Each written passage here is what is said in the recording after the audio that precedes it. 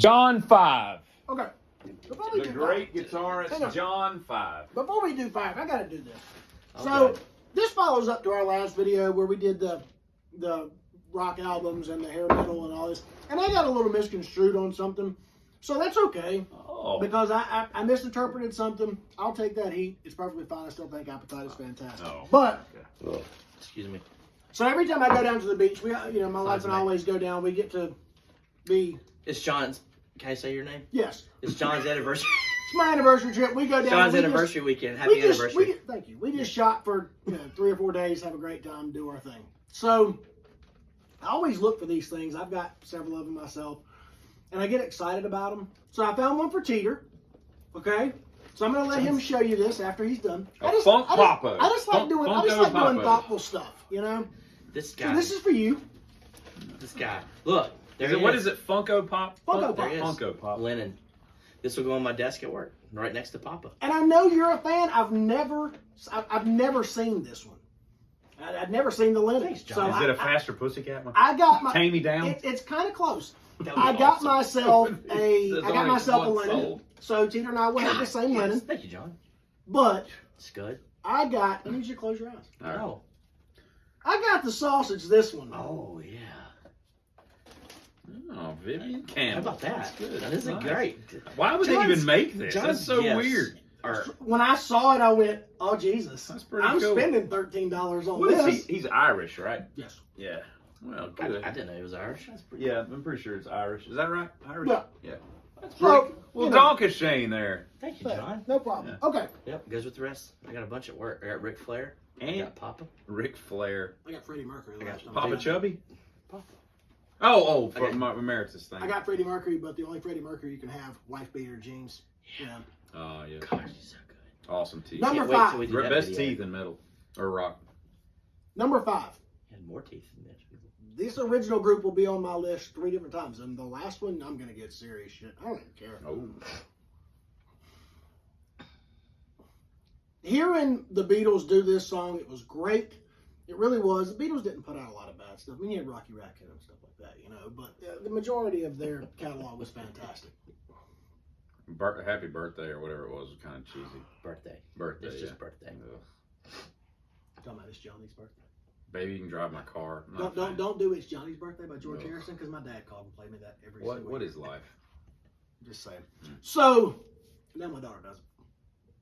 But hearing this guy with this voice and the spastic moves and the hair and just flopping around the stage like a dead fish do this song, yes, it is better than the Beatles. And that is with a little help from my friends by Joe Cocker. Oh. Yeah, I almost put that on there. made my I list. almost put that on. Joe Cocker. The first 30 version seconds of that is- song. Oh, It's so good. God, it's Good so job, good. John. And once That he is gets good. Yep. into about halfway, when he really starts just throwing the voice out there, You you're know like, what oh, should have happened? God. You know what should have That's a happened? good pick. Bob It almost made my list. Dylan should have wrote songs for Joe Cocker. How masterful could that That be? would have been awesome. Oh, Jesus. Man, is Bob's still alive, right? But Joe's not. Yeah, we're out of luck there. Joe's The wrong person died, right? It happens a lot. Yeah, it is true. That is true. But that is a top 5 of mine. Yeah, I like that. Every time I hear it, I I gotta considered crank it that up. one. I considered that one. He's That's a in good there, one. man. That's a good He's one. going. Along with the Beatles, my next pick is, and I think it's better than the Beatles. It's She Said, She Said by Government Mule. Oh, They put it on their Dose album. Yeah. And it's not even like a B-side. Like, it's on the album. It's like the 8th track or something. And it's my favorite song on that album. I think that the original off of Revolver is a good tune, but it's weird when you listen to the Beatles version. But you listen to Warren Haynes, who I think is an absolute genius. Dude could sit in with Megadeth or the Doobie Brothers and still be fine. Like, he can play anything. I've seen him do it. It's awesome. He's a chameleon. And just a brilliant musician and a masterful guitarist. And tone for days, much to the Soldano, whatever it is, heads he uses. But She Said, this was the original version of Government Mule when they still had their original trio together, and it's just an awesome cover. If you've never heard of it, you need to. And a live staple. They do it. I've seen them do it live. Yeah, I saw them in Asheville do it at one of the Christmas jams.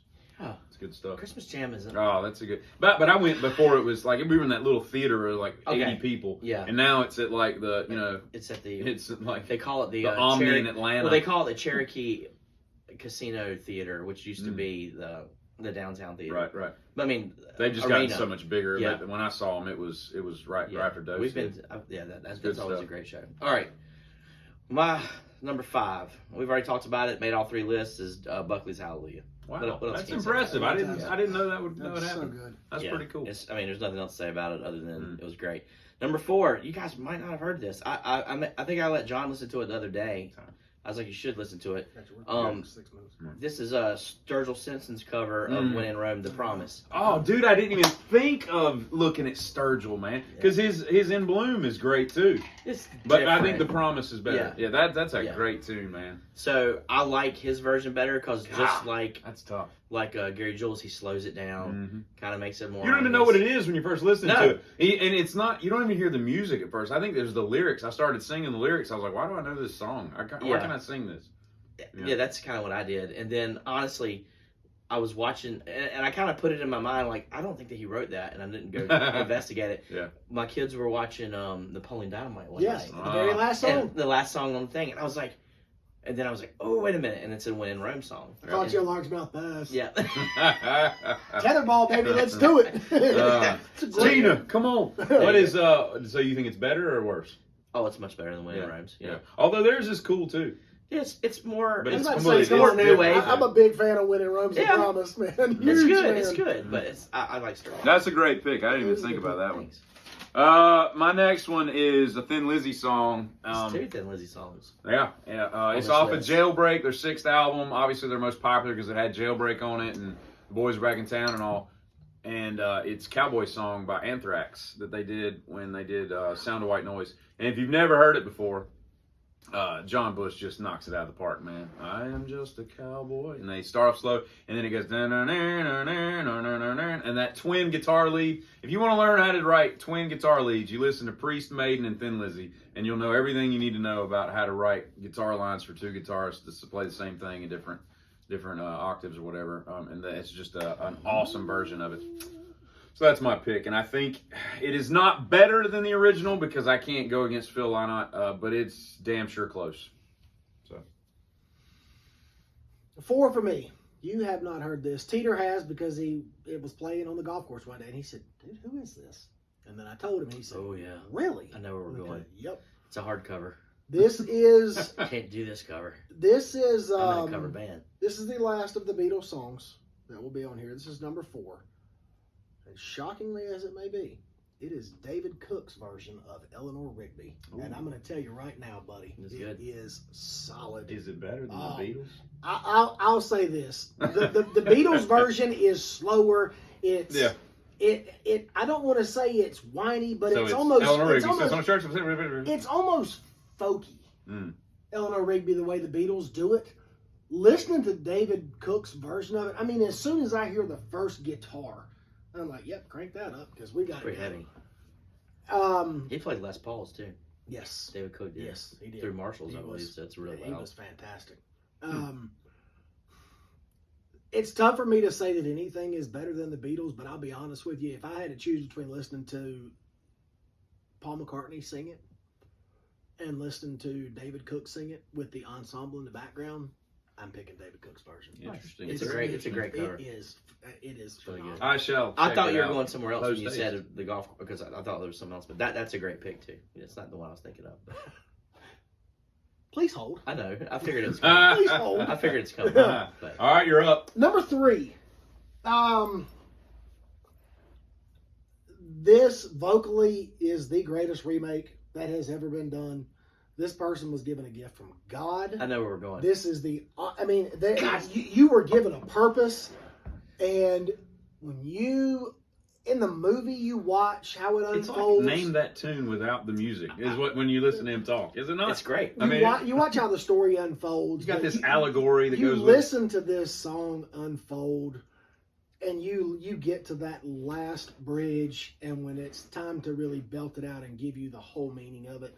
There's not much that's going to beat Whitney Houston, I Will Always Love You. Yep. There's just not. Her voice is flawless. Almost made it was perfection. What? There was nothing that woman could not do with her voice. And you hear people talk all the time. My wife and I were talking about this the other day. You and your wife were talking about Whitney Houston. Yes. People throw Mariah to the Carey beach more often. people throw Mariah Carey into this. Ugh. But there is only one person truly who could even come close. Dionne Warwick. No. That's nice. And that's Celine Dion. I actually saw it. I think Adele can. I saw a studio Can she? video I when think she can get up there too. she can. Yeah. But I saw a studio basically outtake where David Foster had basically told her, you have to hit this note, and made her hit it 7 times, and that was when she did Without You. Christina Aguilera can do that crap too. Yeah, I think she's got a pretty strong voice. She does have a strong voice. There was, But she can hit all those crazy break glass notes and all that crap. but there was one Whitney in that version of that song. And don't get me wrong, Dolly Parton's version is good.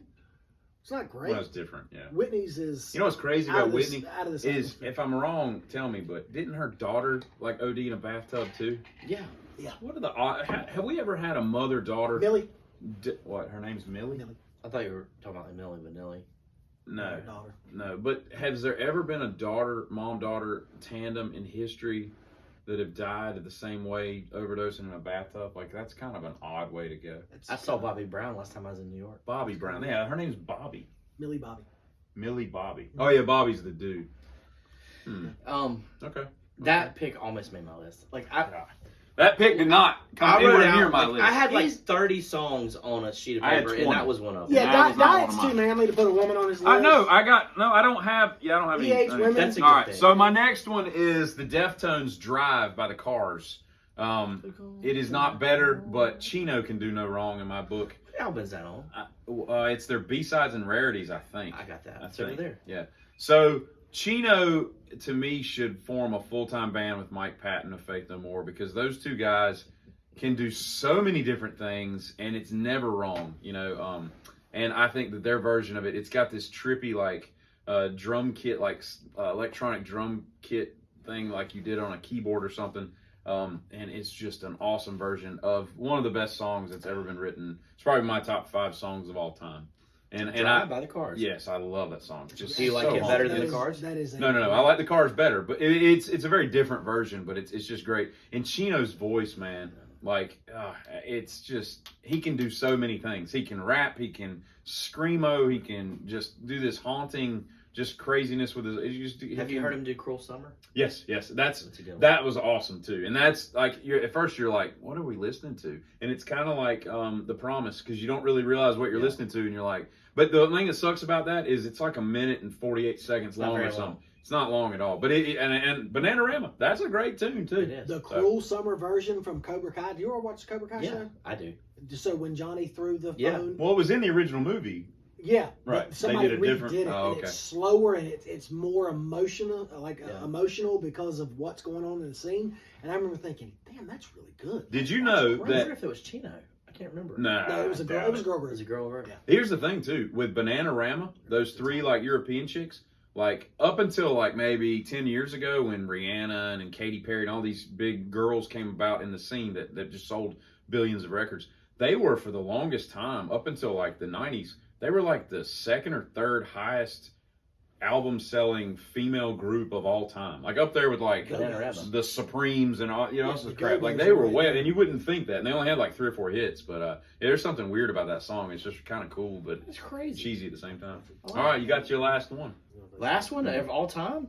Well, before we go out, Yeah, Okay. you're 3. Number 3. You've never heard of this band. He's my next tattoo, probably. Maybe Bowie, I don't know. But Bon Iver. If you've not I've heard of that. Yes. Bon Iver's one of my favorite bands of all time. Justin Vernon, he used to live in Raleigh. Fantastic band, but he does a cover that's disgusting. It's so good of "I Can't Make You Love Me" by Bonnie Raitt. Ooh, and that's a hard act to follow, because that's a beautiful like song. Bon Iver? Yes. Okay. That's it. Gotcha. That's it. Interesting. Yep. So Is it better? Yeah. And Well, Bonnie's version is, I mean, it's down Oh, the yeah. bottom of your soul. Yeah, it is. It is. He does it on Yeah, it piano, is and he good. does it on piano, Oh, and it's okay. so good. Well done. So Teeter, take us out to one headlight. Is a one Come on, headlight. Tom. nothing is forever. It's gotta be